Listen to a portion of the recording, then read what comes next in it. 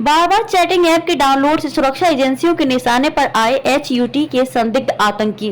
अंतर्राष्ट्रीय कट्टरपंथी इस्लामिक संगठन हिज्ब उत तहरीर HUT के भोपाल में गिरफ्तार 10 संदिग्धों को देश की सुरक्षा एजेंसी देश विरोधी गतिविधियों के लोगों को ट्रैकिंग के लिए प्रयोग की जाने वाली उस तकनीक के जरिए पकड़ा है। बीते कुछ वर्षों से केरल सहित देश के अन्य राज्यों के युवाओं को विदेश जाकर आतंकवादी संगठन IS में शामिल होने की कई घटनाएं सामने आ चुकी थी। भारत के युवाओं के IS में शामिल होने और कुछ युवाओं के देश में ही रहकर IS के संपर्क में होने के खुफिया और सुरक्षा एजेंसियों को जानकारी मिली थी। इसके बाद IS से जिन social media sites, chatting app और एप्लीकेशन के जरिए युवा जुड़ रहे थे, उनकी निगरानी केंद्रीय एजेंसियां कर रही थी। इसी बीच करीब 1.5 वर्ष पहले भोपाल में रॉकेट चैट, थीमा जैसे डार्क वेब का बार बार डाउनलोड होने की जानकारी मिली। जिन मोबाइल नंबरों में ये डाउनलोड होते थे, कुछ महीने में उसमें दूसरे डार्क वेब और एप्लीकेशन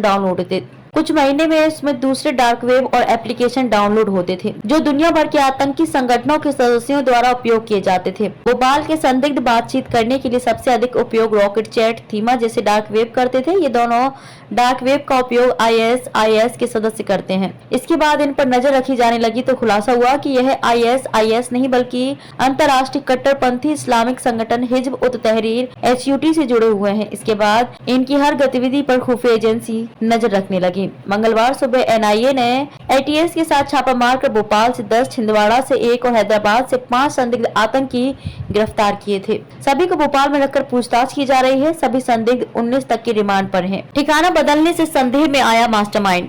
हिज्ब उत तहरीर HUT का मास्टरमाइंड यासिर खान लगभग 1 वर्ष में 3 ठिकाने बदल चुका था। बार बार ठिकाने बदलने से भी खुफिया एजेंसियों के निशाने पर थे और इनकी पूरी गतिविधियों की जानकारी जुटाई जा रही थी।